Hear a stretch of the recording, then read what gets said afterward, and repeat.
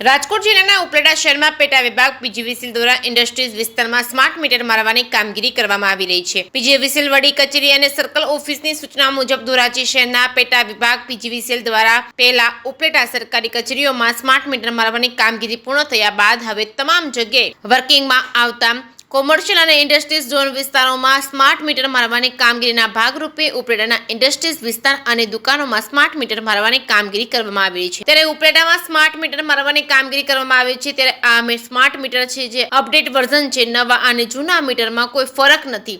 આ smart meter માર્યા બાદ ગ્રાહકો માટે સરળ બની જશે અને એવું ઉપલેટા પીજીવીસીએલના ઉચ્ચ અધિકારી પાગડાળ દ્વારા માહિતી મળી હતી। જે કેસની ગુજરાતી સાથે Arshi Ahir Upleta Nikul Chandravadiya school board chairman.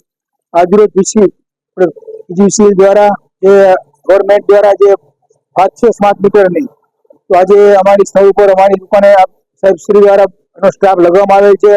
તો વાત કરીએ તો સ્માર્ટ મીટર જે શું છે એના માટે, તો સ્માર્ટ મીટર દ્વારા જે આજે આપણે જોઈ રહ્યા છીએ કે આપણે જ્યારે બિલ ભરતા હોય ત્યારે આપણે ક્વેરી હોય છે કે મારે આટલું બધું બિલ કેમ છે, શેનું ક્યાંનું બિલ છે।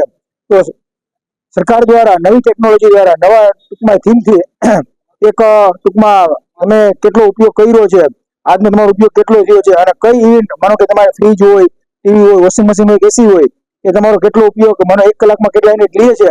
તો એના માટે તમને તમારા ફોનની એટલે ટૂંકમાં ફોનમાં તમને બધો ખ્યાલ આવી જાય છે કે ભાઈ મારે 10 દિવસમાં આટલા યુનિટ વપરાણા છે, એમાં ફ્રીજના આટલા યુનિટ છે, ટીવીના આટલા છે।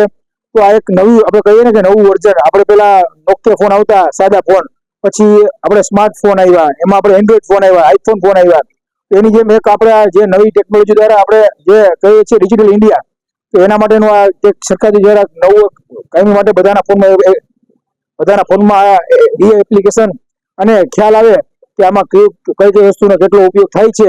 તો એના માટેની બધી આ સારી એવી છે યોજના અને બધા આ સમય લગાવવું જોઈએ, અમે લગાવીએ છીએ। અસ્તુ।